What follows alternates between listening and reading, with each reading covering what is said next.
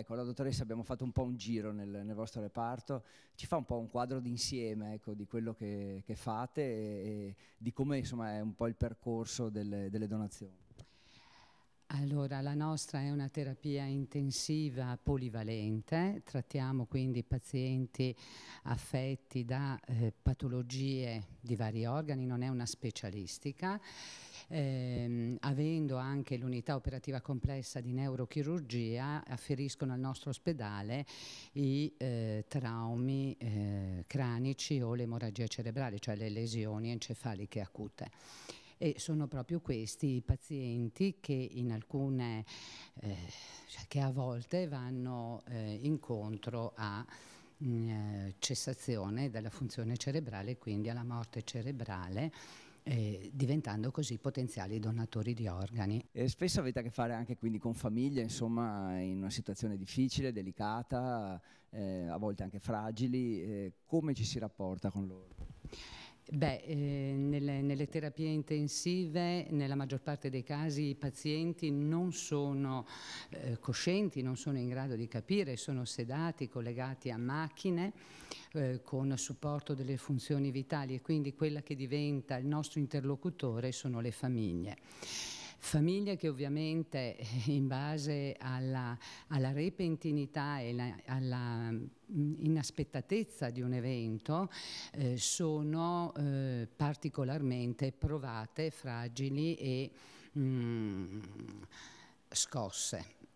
Questo comporta una delicatezza nell'instaurare una relazione con questi pazienti, con questi familiari che hanno la necessità di capire e quindi metabolizzare e utilizzare queste armi per poter avere un percorso assieme al loro caro e assieme a noi. Quindi la nostra presenza, come quella degli infermieri, è richiesta in maniera direi a volte anche pressante da parte dei familiari. Quello che è necessario è essere, a mio parere, ecco, è essere onesti e spiegare con parole povere o con parole comprensibili più che povere qual è la situazione. L'accoglienza, ecco, e il sapere che il loro caro è preso in carico da qualcuno per la famiglia è molto molto importante. Nelle condizioni noi non abbiamo una rianimazione che non è completamente aperta, perché per l'ubicazione, perché abbiamo dei posti letto in una stanza comune, quindi diventa difficile, ma in casi particolari o in situazioni nella quali i pazienti vanno abbastanza bene, richiediamo anche noi la presenza dei pazienti, dei parenti che rimangono quindi al letto del proprio caro anche prima e oltre l'orario di visita. Eccoci qui, ben ritrovati con Ore 13. Oggi siamo in versione salute e la nostra copertina ha ampiamente anticipato l'argomento di oggi. Parleremo della donazione degli organi, cercheremo di capire come funziona nell'US 5 Polesana e cercheremo soprattutto di far comprendere anche a me che sono qui, perché sono argomenti un po' delicati, ma anche a voi che siete a casa, in che cosa consiste e sfatare delle dicerie che ogni volta emergono quando si parla proprio della donazione degli organi. Vi dico subito che l'intervista che abbiamo visto era della dottoressa Olga Bernasconi, responsabile dell'unità operativa semplice di rianimazione dell'US 5 Polesana. Do il benvenuto al dottor Edgardo Contatto, direttore sanitario dell'US 5 Polesana. Benvenuto e anche ben ritrovato, perché Grazie. Insomma ci siamo già visti. L'abbiamo anticipata con la copertina. Il piacere di avere in studio con noi Olga Bernasconi, responsabile dell'unità operativa semplice di rianimazione dell'US 5 Polesana. Benvenuta dottoressa. E il piacere di avere in studio con noi Barbara Vaccarini, anestesista, rianimatore e coordinatrice del centro trapianti dell'US 5 Polesana. Benvenuta. Grazie, buongiorno. E allora, dottor direttore, si parla di un argomento delicato, voi siete un US di eccellenza e quindi di conseguenza vi piace anche informare e rendere consapevoli i pazienti, i familiari. È un momento molto delicato E quindi voi avete insomma le migliori strategie per dar luogo a questo? Forse abbiamo le persone più sensibili, perché innanzitutto i nostri medici vanno elogiati per quello che stanno facendo in questo periodo. Ne abbiamo parlato anche nelle altre trasmissioni, ci troviamo in un periodo particolare dell'organizzazione sanitaria dove i medici non sono così abbondanti e trovare risorse è estremamente complicato. In particolare nella anestesia e rianimazione ci sono delle difficoltà enormi. Tenga presente che i nostri collaboratori si stanno sobbarcando un lavoro enorme per garantire le terapie intensive, che sono 3 nell'azienda nostra, una ad Adria con 5 posti letto, una a Trecenta con 4 posti letto e una a Rovigo con altri 12-13 posti letto. Quindi occorrono parecchie persone, più tutta la parte operatoria. Queste persone si sobbarcano una quantità di lavoro enorme e comunque la loro sensibilità di medici in questo settore molto delicato e molto particolare, perché devono accompagnare le persone. È un tragitto molto complicato questo, si vedeva prima nel servizio. Lo spiegava bene la dottoressa. Cercare di dare la dimensione giusta di come un paziente si colloca in quel momento, in quel reparto, dove si sta tra la vita e la morte, è una cosa molto impegnativa e occorrono delle persone con enorme sensibilità, come diceva prima la dottoressa, per riuscire a creare quel rapporto empatico con il paziente tale da poter far capire esattamente la situazione in cui si trova. E poi c'è la necessità di spiegare il momento del trapasso e l'opportunità, la metto così, che può trovare questo momento nel dare vita ad altri. E quindi lì occorre ulteriormente capacità per riuscire ad inquadrare il problema nel modo giusto, rispettare la legge, perché rispettiamo la legge, ci sono dei parametri strettissimi a livello nazionale, europeo. Esatto, noi dobbiamo garantire la totale legittimità dei percorsi. Esistono leggi che prevedono l'accertamento di morte cerebrale. Una commissione, ricordiamolo, c'è una commissione che deve trovare il giusto espletamento dell'attività, deve essere dichiarata la morte e poi devono intervenire quei professionisti che valutano l'opportunità nel caso in cui il cittadino, diciamo, abbia espresso la volontà di mettere a disposizione in un atto estremo di dono i propri organi per altri, e qui bisogna che in maniera molto professionale si garantiscano tutte quelle condizioni di sicurezza anche per chi riceve questo organo. Noi, l'eccellenza è data dalle persone che stanno lavorando con noi, la dottoressa Bernasconi e la sua equipe, la dottoressa Vaccarini con i suoi collaboratori, che in questi anni hanno investito molto del loro tempo a far comprendere l'opportunità che viene offerta anche nel momento della morte per dar vita ad altri. Sono scelte molto importanti, momenti molto difficili, poi l'anticipava il nostro direttore sanitario Edgardo Contato, sono cambiate le leggi, adesso con il rinnovo della carta di identità elettronica il cittadino viene chiamato anche ad esprimere un consenso alla donazione, poi si cerca insomma di conoscere ciò che in vita erano i suoi desideri, se avesse mai parlato appunto della donazione, ed è una cosa importante e che cresce, e caro direttore ce ne sarà da assumere di anestesisti e rianimatori, perché quando andiamo in sala operatoria, a prescindere, sono loro insomma che ci sostengono, puoi avere un bravo cardiochirurgo ma se non c'è un bravo anestesista rianimatore, insomma le cose sono un po' difficili. E allora anche il fatto che siano aumentate le donazioni si deve anche alla questione della riorganizzazione della rete nazionale dei trapianti. Perché pensate, le attività donative nel 2017 ci sono stati 1741 donatori, nel 2016 erano stati un po' meno e nel 2017 c'è stato un balzo del 9%. È stato il 2017 un anno da record per la crescita delle donazioni, dei trapianti da organi, dei tessuti, delle cellule, e questo trend in ascesa è iniziato nel 2013. Veniamo alla questione di una persona che arriva in una rianimazione. L'abbiamo visto con la nostra copertina, dottoressa Bernasconi. una persona quando arriva in rianimazione, perché dipende da che cosa gli è capitato. Quali sono i parametri da rianimazione?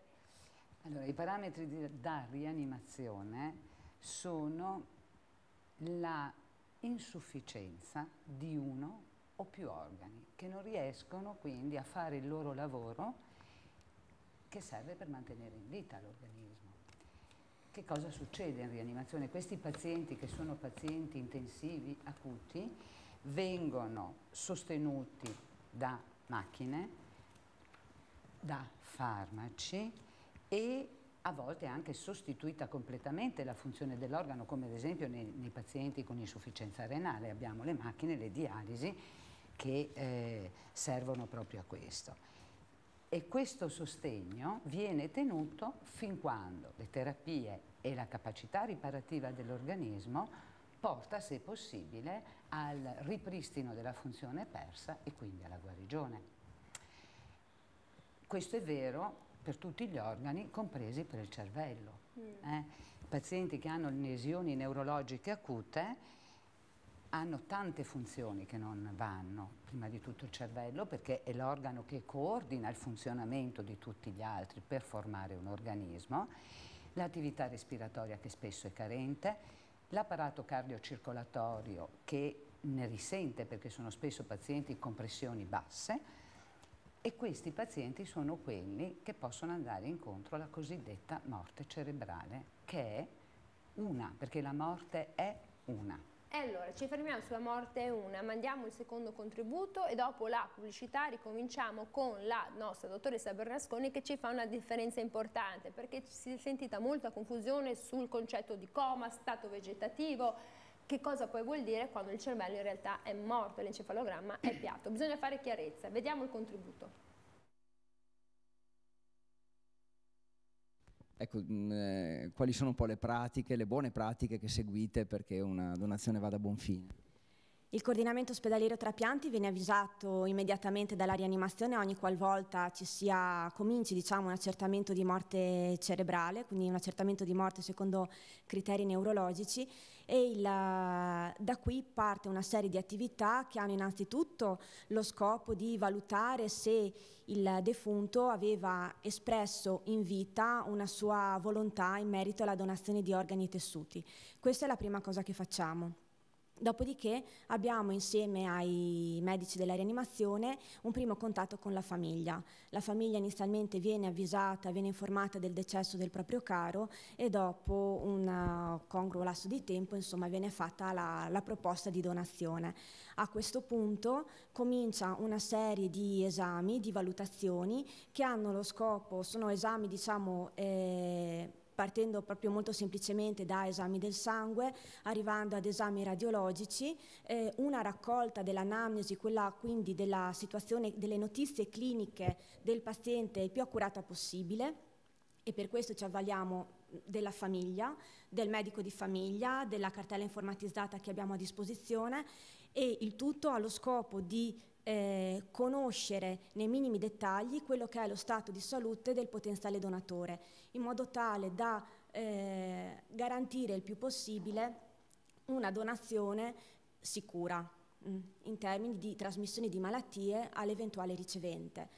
Volevo specificare che in tutto questo percorso il coordinamento ospedaliero trapianti non lavora da solo, ma lavora all'interno di una rete, che è la rete trapianti.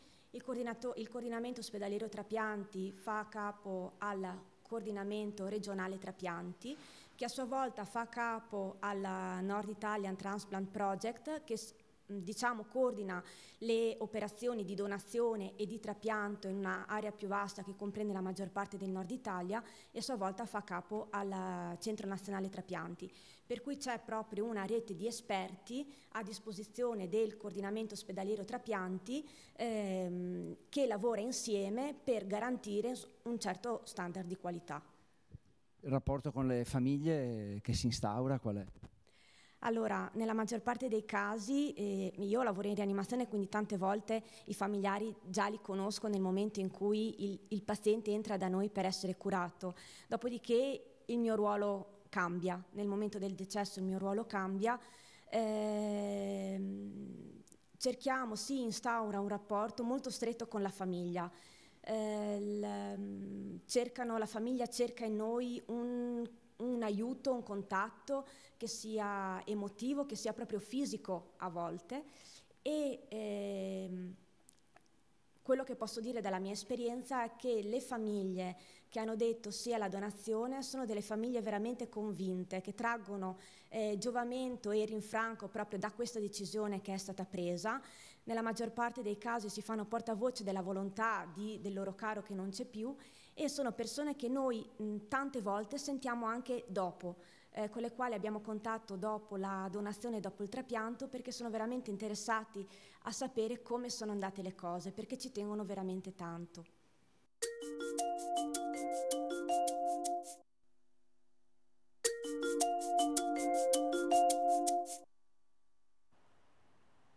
Eccoci qui, siamo rientrati con il nostro Ore 13, oggi in versione salute. Stiamo parlando della donazione degli organi, stiamo capendo come funziona nell'US 5 di Rovigo. Abbiamo descritto la nostra terapia intensiva, un luogo purtroppo nel quale uno arriva in una condizione un po' precaria, e tutto sommato siamo anche grati che negli anni sia nata e cresciuta questa terapia intensiva, perché da un lato fa paura, ma permette di salvare tantissime vite ogni giorno e di stabilizzare i pazienti. A un certo punto però, dottoressa, abbiamo detto prima della pubblicità, c'è molta confusione. Una persona giunge in terapia intensiva e purtroppo l'aspettativa di vita, insomma, non c'è, bisogna anche essere sinceri, vengono meno quei parametri, però non bisogna fare confusione, perché sentiamo raccontare ogni tanto anche dalla televisione, nei giornali si legge persona in coma si è risvegliata dopo 15 anni, persona in stato vegetativo si è risvegliato. La morte del cervello è la morte, dottoressa, ci faccia chiarezza. Sì, la morte è una, ed è la cessazione irreversibile di tutte le funzioni cerebrali. Cioè, se il mio cuore si ferma e non batte, non arriva più sangue al cervello, io muoio quando è morto il mio cervello. Chiaro che è velocissimo morire cerebralmente, usiamo questo termine per comprendere. È più veloce morire il cervello e le sue cellule che magari... No, ma se il mio cuore non batte, bastano pochi minuti e il cervello è morto, perché va in necrosi, non riceve sangue e ossigeno. Ma la morte è questa, è la cessazione irreversibile di tutte le funzioni cerebrali. Allora, una volta, quando le terapie intensive non erano così performanti, così efficienti, perché c'è tantissima tecnologia, oltre che cultura, dietro una terapia intensiva, le persone che avevano, per esempio, un'emorragia cerebrale, non venivano operate, andavano in reparto. Cosa succedeva in reparto? Che in base alla vastità, ecco, la grandezza dell'emorragia, questa determinava un aumento della pressione dentro l'encefalo con morte del tronco dell'encefalo. La persona non respirava più perché il centro per respirare sta nel cervello. Una volta che l'ossigeno non c'è più, il cuore si arrestava e quindi si faceva un elettrocardiogramma e si dichiarava la morte, ma il primo movens era il cervello. Quando adesso invece, con l'avvento appunto della tecnologia, questi pazienti hanno tutte le loro funzioni sostenute da macchine e da farmaci. Quando si verifica la morte, il respiro è tenuto da un ventilatore artificiale, la pressione e la funzione cardiocircolatoria è sostenuta, quindi quello che abbiamo detto non si verifica così facilmente, ma dobbiamo ricordare che quando il cervello muore si perde il controllo dei vari organi che non lavorano più insieme per formare l'organismo e dare la vita, ma sono tutti organi che sono separati, scordinati tra di loro, talmente scordinati che non riescono neanche a mantenere l'omeostasi, cioè l'ambiente stesso che serve a queste cellule, a questi organi per poter vivere. Iniziano subito anche questi ad andare in necrosi perché hanno più che in necrosi ad avere dei danneggiamenti tali che portano il cuore comunque a fermarsi, anche se siamo attaccati ad una macchina. Quindi, se la morte è una, ed è quella che abbiamo detto, cioè la cessazione irreversibile delle funzioni cerebrali, ma esistono le terapie intensive, quindi esistono pazienti sottoposti a manovre rianimatorie, la legge è stata fatta e dice che quando un paziente ha lesioni encefaliche acute ed è sottoposto a manovre rianimatorie, l'accertamento della morte non può essere più fatto con l'elettrocardiogramma, ovviamente, ma deve essere fatto mediante diagnosi clinica e strumentale.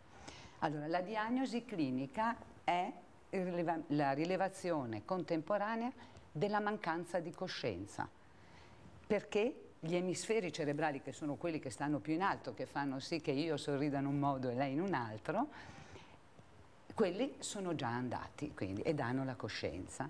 L'assenza del respiro, che dipende invece dal tronco del encefalico, e l'assenza dei riflessi che derivano dal tronco encefalico, e l'indagine strumentale, che invece è il silenzio elettrico del cervello alla registrazione dell'elettroencefalogramma. Questo non esiste se il paziente è sedato o se il paziente è in coma. Il suo cervello fa vedere che c'è. Cioè dà delle risposte con la strumentazione. Con l'elettroencefalogramma, ma dà anche delle risposte cliniche. Può avere dei movimenti a livello degli occhi chiusi, ma può avere, ha un'attività respiratoria spontanea presente, ha una risposta agli stimoli dolorosi. Invece un paziente in morte cerebrale assolutamente. Ecco, allora, insomma, con chiarezza, certo le persone ascoltando da casa sono un po' preoccupate, però bisogna fare chiarezza e dare delle spiegazioni, perché il coma è una cosa, lo stato vegetativo permanente è un altro, la morte è un'altra cosa. Direttore Contado, non sono cose facili da spiegare, non sono cose semplici nemmeno da gestire, e quindi personale che va sostenuto e formato. Noi abbiamo la nostra commissione per l'accertamento di morte. Ricordiamolo di quante persone è composta. È fatta da 3 persone, l'anestesista, uno il medico dell'organizzazione, della direzione medica e un neurologo, quindi le competenze specifiche sono mantenute, quindi l'organizzazione e la specificità tecnica.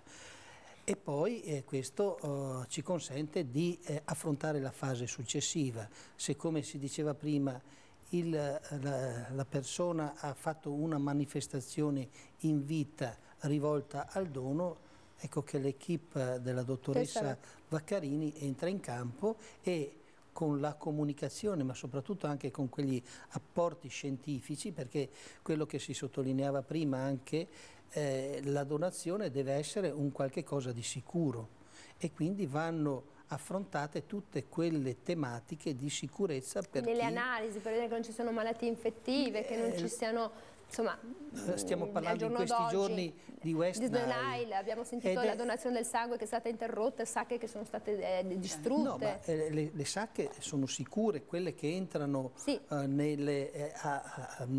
diciamo, nel percorso di donazione e di utilizzo sono assolutamente sicure, perché tutte quelle procedure di valutazione della presenza del virus vengono fatte e tutto ciò che arriva all'interno dell'ospedale è sicuro. E la stessa cosa dicasi per gli organi che vengono donati alle persone, quindi l'equipe della dottoressa Vaccarini, che oltre ad essere rianimatrice e lavorare costantemente in terapia intensiva, si occupa di questi aspetti, assieme a 2 infermieri gestiscono tutta la fase successiva dalla valutazione di morte del paziente, per poter rendere fruibili gli organi ad altre persone che ne hanno bisogno. E come diceva prima il direttore, sempre nel rispetto della legge, ricordiamo il tempo di osservazione è di 6 ore. Sì, continuate, va misurato l'elettroencefalogramma senza interruzione, questo deve,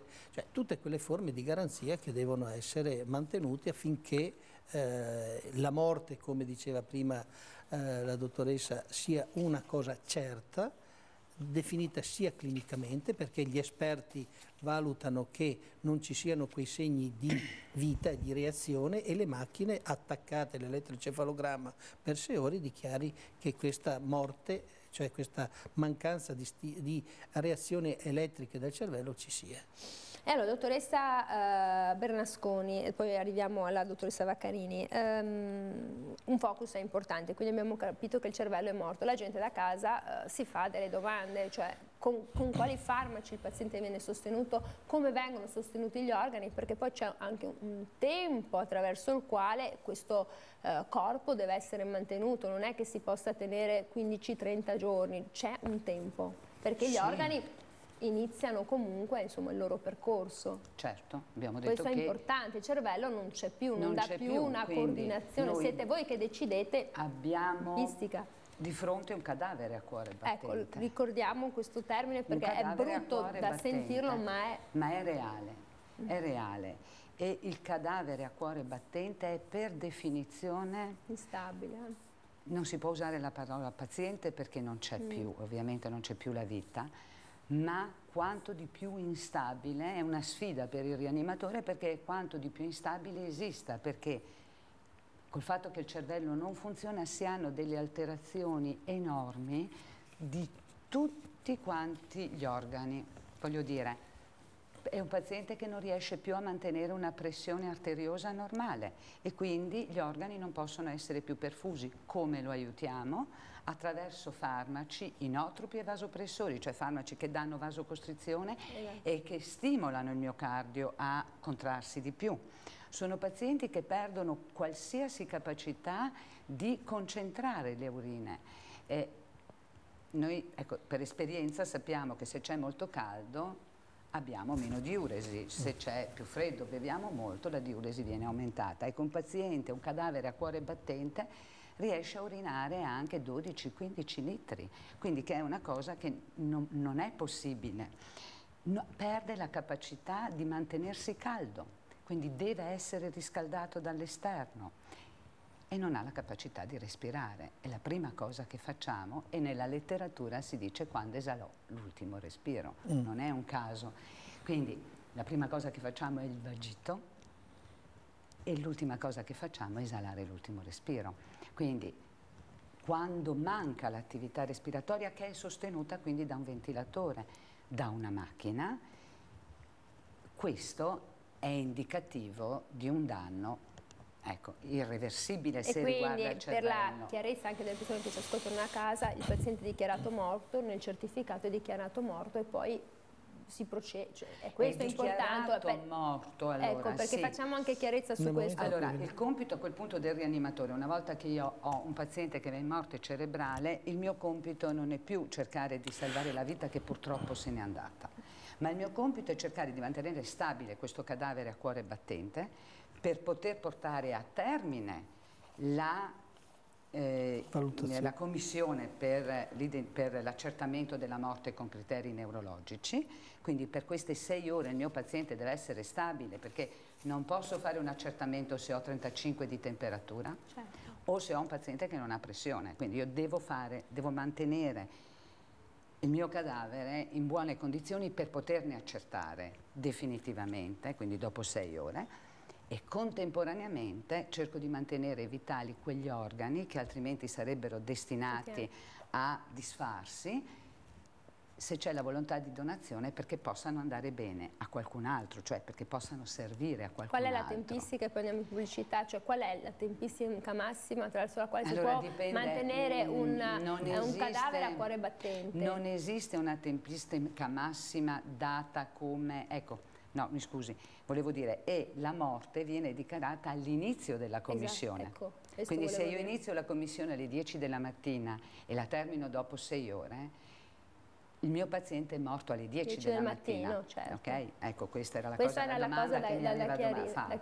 Non esiste un tempo in cui dice può rimanere per 8 ore. Dipende da tante variabili, l'età, le comorbilità, quanto tempo è rimasto ricoverato in rianimazione sostenuto dalle macchine prima di andare in morte. E la cosa che deve essere abbastanza chiara è che siccome la morte Nel paziente diciamo con lesione encefalica acuta e sottoposto a manovre rianimatorie è normata per legge. Se non c'è la volontà di donare, ecco, al termine della commissione viene staccato il respiratore. Si segue la legge, ecco, e la volontà del paziente. Allora, io vado in pubblicità e poi riprendiamo e sentiamo la dottoressa Barbara Vaccarini che ci racconta cosa succede poi quando la commissione termina il suo lavoro. A dopo.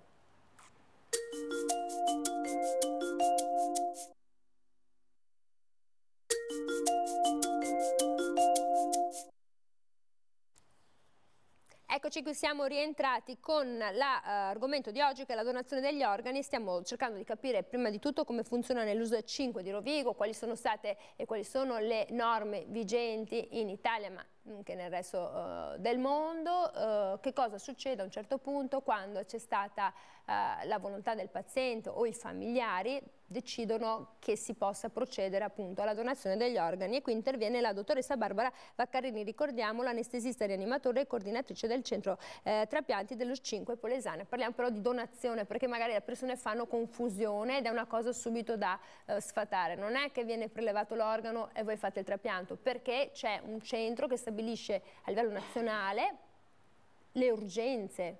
Cioè un cuore può finire tanto in Sicilia che se c'è un'emergenza importante nel resto d'Europa e così, cioè, perché le persone hanno una brutta idea su questo? Sfattiamo subito questa cosa, dottoressa. Parliamo... Ora, all'interno dell'ULSS 5 c'è soltanto il coordinamento trapianti, ha l'obiettivo di monitorare tutti i decessi e identificare tra i decessi i possibili donatori di organi, parliamo in maniera specifica in questo caso. Non abbiamo nella nostra ULSS un centro trapianti. Ecco, perché poi magari si fa confusione, dicono ho sentito parlare, no, si parla di donazione. Esatto, soltanto di donazione. Ci sono alcune aziende ospedaliere che hanno anche un proprio centro trapianti, ma non è questo il nostro caso. E comunque non è detto che gli organi donati vengano poi trapiantati anche dal centro trapianti dell'ULSS in cui gli organi sono stati donati. Questo è un processo che viene coordinato a livello superiore. Parliamo di Centro Nazionale Trapianti che gestisce le liste di attesa. È una gestione molto complessa perché diciamo che esistono varie categorie. Parliamo innanzitutto di liste di urgenza, emergenza, quindi... Abbiamo sentito qualche giorno fa, mi scusi, quel bambino libanese che è morto in volo aereo, che aspettavano il bambino Gesù per un trapianto di fegato, di cuore e polmoni, era un doppio trapianto, purtroppo non ce l'ha fatto, è morto sul volo che lo stava portando. Quindi c'è l'emergenza, se si è un adulto, un bambino, insomma... Si parla di pazienti che sono in condizioni estremamente critiche, per cui il fattore tempo diventa particolarmente rilevante e quindi diciamo che salgono in cima, se vogliamo dirlo tra virgolette, nella lista dei pazienti in attesa, perché per loro un giorno può fare la differenza. La telefonata è importante. Salva la vita. Sì. Mentre troviamo il paziente che è in attesa di trapianto renale che però ha la dialisi che lo può supportare nell'attesa, ma pazienti in attesa di un trapianto di fegato, di un trapianto di cuore, per esempio, tanto tempo possono non averlo. E quindi questi sono i primi poi che vengono interpellati una volta valutata ovviamente la compatibilità. Quindi questo quindi anche se stiamo parlando di una cessazione di vita, poi il tempo e la vita stessa diventano fondamentali, è un'emergenza importante. Esatto, la nostra attività comincia nel momento in cui la rianimazione convoca il collegio medico per l'accertamento di morte cerebrale. Per noi il tempo è particolarmente prezioso perché cominciano una serie di accertamenti.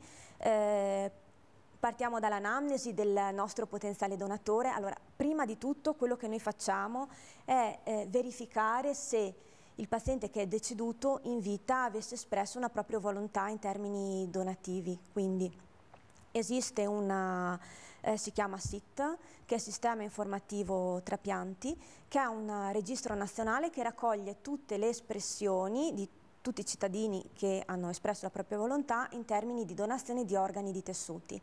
Perché poi appunto, brava dottoressa, l'hai anche anticipato, perché parliamo sempre degli organi perché sono importanti, però la donazione dei tessuti, la donazione di altre cose che magari vengono citate meno, ma sono fondamentali in caso di ustioni. E sono quelle che più frequentemente si fanno, perché la donazione di organi, noi parliamo di pazienti particolari che sono deceduti con criteri neurologici e quindi non sono numeri enormi. Chiaro. Invece le cornee oppure la pelle?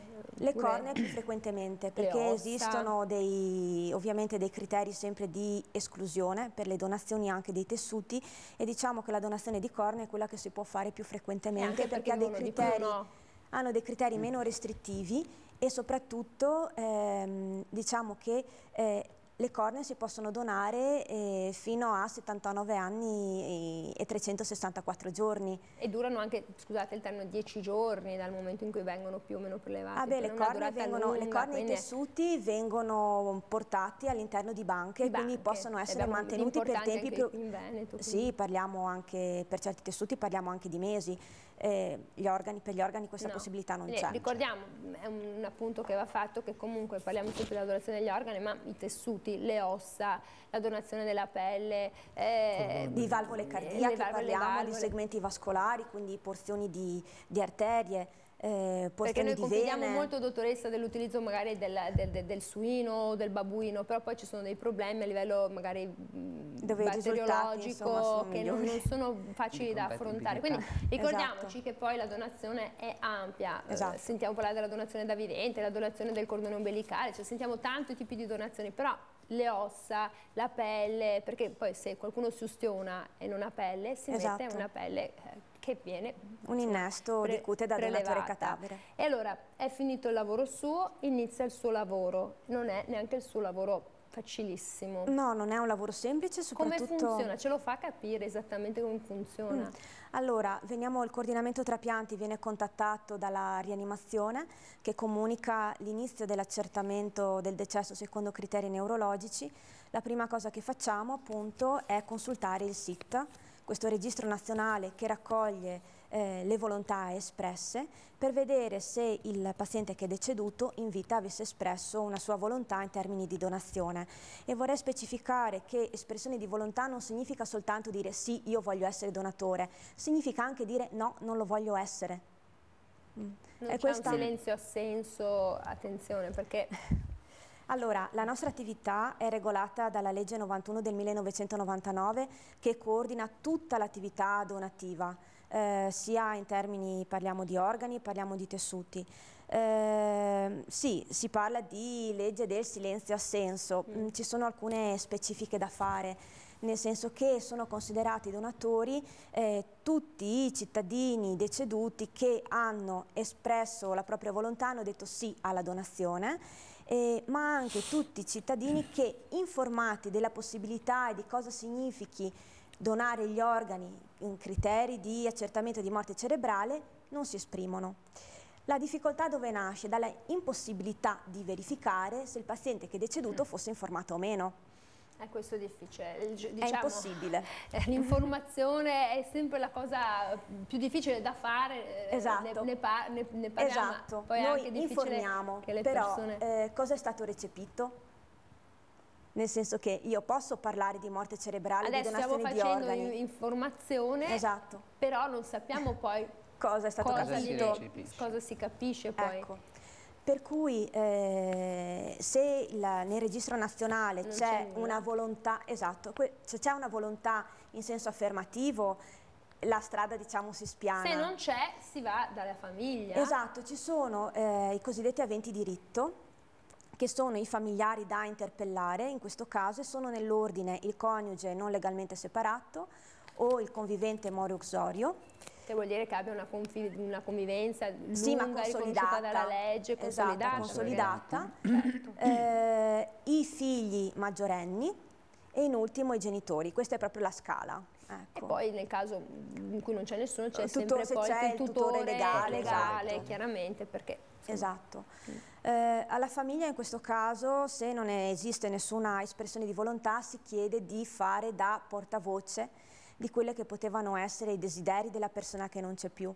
La famiglia in fondo è l'unica che conosceva il proprio congiunto e quindi anche secondo lo stile di vita che la persona aveva assunto si può fare da testimone.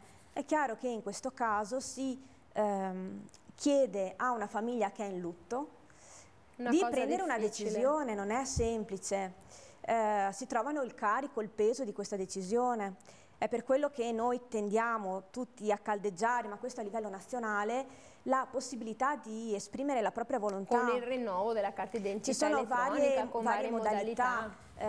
Una è quella di cui abbiamo appena parlato, è la più recente ed è anche la più semplice probabilmente, perché tutti quanti dobbiamo rinnovare la carta d'identità, quindi a tutti quanti noi verrà fatta questa domanda. Quindi al momento del rinnovo... È che certo, quando vai lì, insomma, è una domanda un po' complicata, perché se non hai le informazioni ti fai tante domande difficili. Dottoressa, io vado in pubblicità, poi riprendiamo, perché questo è un argomento molto importante. Andiamo in pubblicità e ritorniamo subito.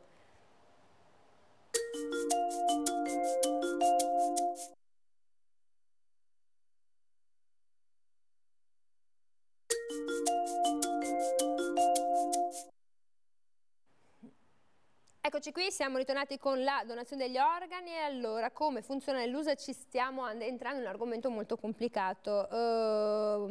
Dottor Contato, ci sta spiegando la dottoressa Vaccarini procedure molto difficili e parlava del supporto. Voi avete uno psicologo, qualcuno che sostiene i familiari? Perché è importante questo sapere? Uno psicologo clinico che è a disposizione dell'ospedale, che sostiene i familiari ma anche l'equipe, perché penso che ci sia reso conto di quali sono anche i livelli di stress emotivo ai quali sono sottoposti i nostri operatori, e poi naturalmente la famiglia che va sostenuta. Abbiamo un operatore che è molto bravo, è uno psicologo, fa dell'oncopsicologia, perché abbiamo conosciuto la dottoressa, esatto, con lei è molto forse. brava, è molto brava e direi che è una risorsa preziosa per la nostra azienda e sa gestire con molta attenzione e delicatezza tutta una serie di problematiche.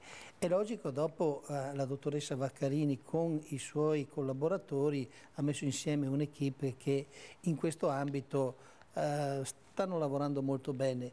In questi 2 anni abbiamo fatto veramente dei passi da gigante, abbiamo preso una situazione che era abbastanza borderline, abbiamo aggiustato e direi con un grande aiuto da parte della Regione. Va dato merito alla Regione che ha attenzione e specifica su questo argomento e direi ci ha supportato molto bene, siamo riusciti ad ottenere dei buoni risultati, tant'è che non dico siamo tra i migliori, perché dopo quando uno si loda fa presto a cadere, però dando merito a chi ci sta lavorando in questo periodo stiamo ottenendo dei buoni risultati. Conta molto, appunto, come diceva lei, l'umanità, il personale, la capacità di coordinarsi, il team. La motivazione delle persone. In contesti come questi che sono molto difficili forti, da gestire, sono molto difficili da gestire per l'impatto esterno ma anche esterno, cioè giocare diciamo così tutti i giorni tra la vita e la morte e trovare il giusto equilibrio è una cosa molto delicata. E anche trovarsi di fronte a soggetti, a reazioni non facili, perché dicevamo con la dottoressa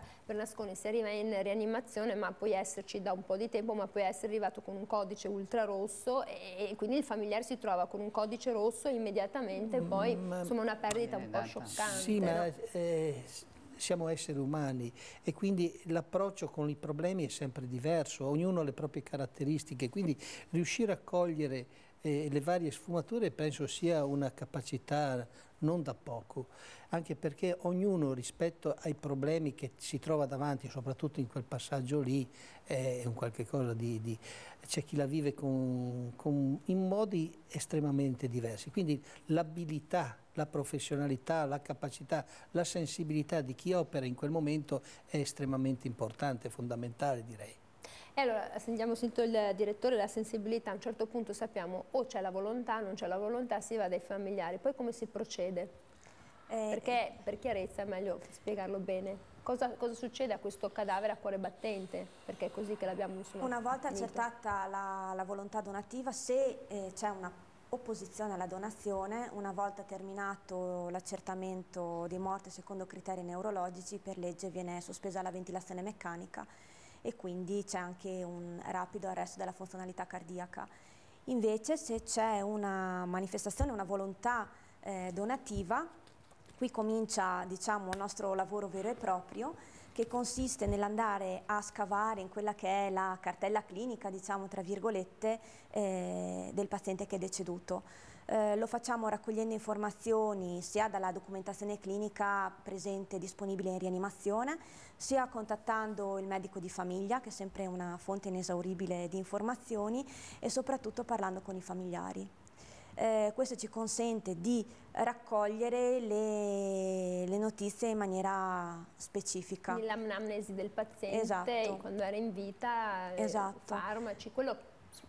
L'obiettivo è quello di conoscere il meglio possibile, direi alla perfezione, il nostro paziente, l'ex paziente, il nostro cadavere, in modo tale da sapere benissimo con che organi abbiamo a che fare in termini di sicurezza, e quindi purtroppo vengono poste ai familiari anche delle domande che sono piuttosto spiacevoli, che vanno ad indagare quello che era lo stile di vita del loro congiunto, abitudini voluttuarie per esempio, sono sempre domande delicate. Ricordiamo il contesto in cui vengono poste queste domande. Cioè non è solo fumava una sigaretta, no, ma ci si spinge chiaramente anche un po' oltre, perché l'organo deve essere un organo che non va a contaminare il ricevente. Esatto, che deve essere un organo conosciuto in modo tale che venga scelto il ricevente più adeguato.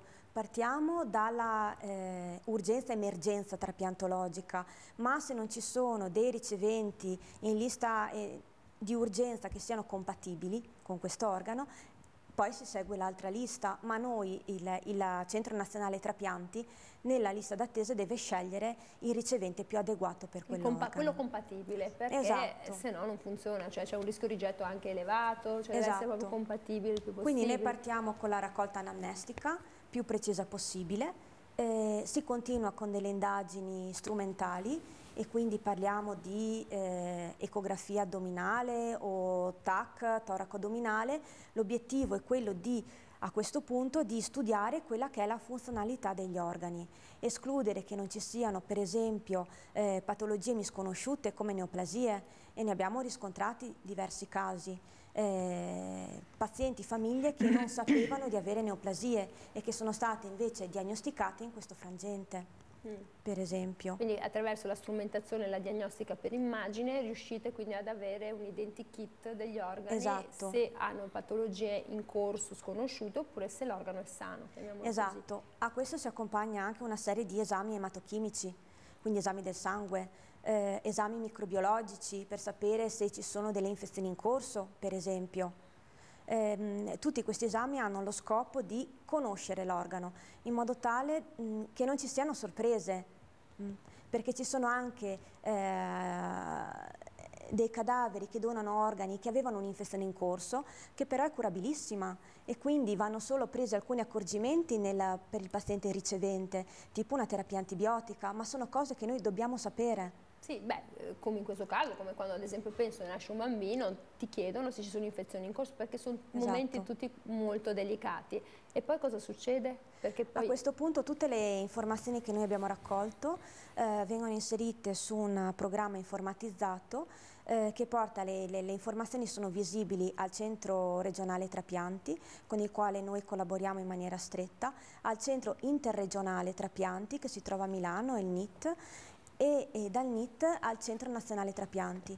Questo per chiarire che il nostro coordinamento trapianti non lavora in solitaria, ma facciamo parte di quella che si chiama rete trapiantologica, di cui noi siamo o il primo o l'ultimo gradino, insomma dipende da come vediamo un po' quella che è la struttura. A noi sta il compito di trasmettere tutte le informazioni che abbiamo raccolto, i dati vengono analizzati, tante volte ci vengono fatte delle richieste suppletive di indagini più approfondite se ci può essere un dubbio, per esempio, e ci si avvale della consulenza degli esperti del Centro Nazionale Trapianti in merito di patologie oncologiche, ematologiche, infettive, per esempio, o anche in ambito medico-legale.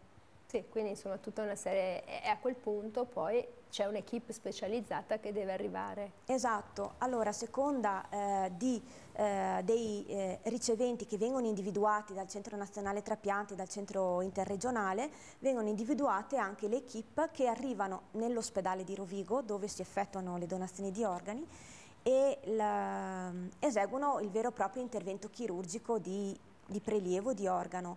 Le equipe possono venire da diverse regioni d'Italia, la maggior parte delle volte viene l'equipe trapiantologica di Padova, però non è detto che l'organo che viene prelevato da queste... Padova, vada a Rovigo, vada in Veneto, l'abbiamo detto prima, può andare ovunque dove vi è bisogno. Esatto, viene poi, una volta prelevato l'organo, viene trasportato attraverso i servizi di urgenza e emergenza che collaborano in maniera stretta con noi, viene trasportato in altri centri trapianti in tutta Italia.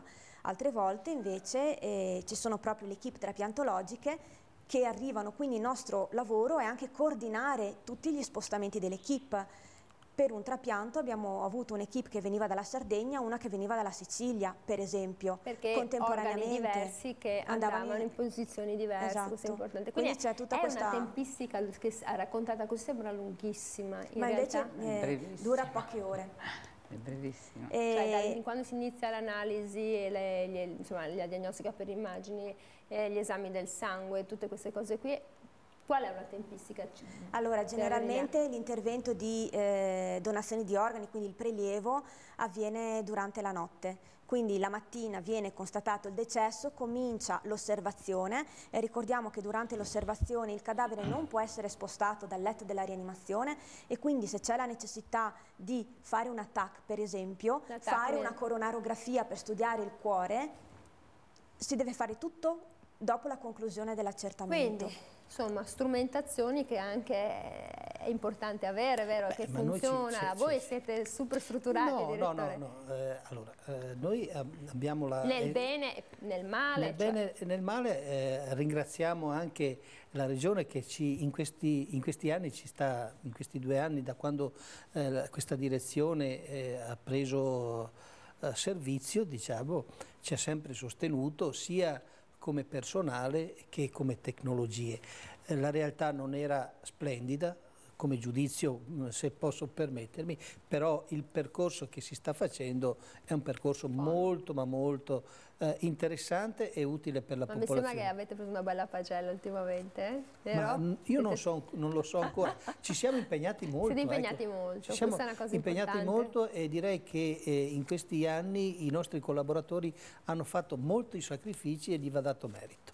Vi ha dato merito. Allora, lo dico anche alla regia, il tempo a nostra disposizione sta per terminare, lo sapevo già, e io ringrazio. Abbiamo parlato di un argomento molto difficile, ma abbiamo cercato di fare informazioni, di avervi dato delle cose utili sulle quali riflettere. Io ringrazio davvero molto Edgardo Contato, direttore sanitario dello 5 Polesana. Ringrazio moltissimo Olga Bernasconi, responsabile dell'unità operativa semplice di rianimazione dello 5 Polesana, e ringrazio Barbara Vaccarini, anestesista rianimatore e coordinatrice del centro trapianti dello 5 Polesana. Ore 13, torna come sempre domani una puntata di riflessione. Arrivederci.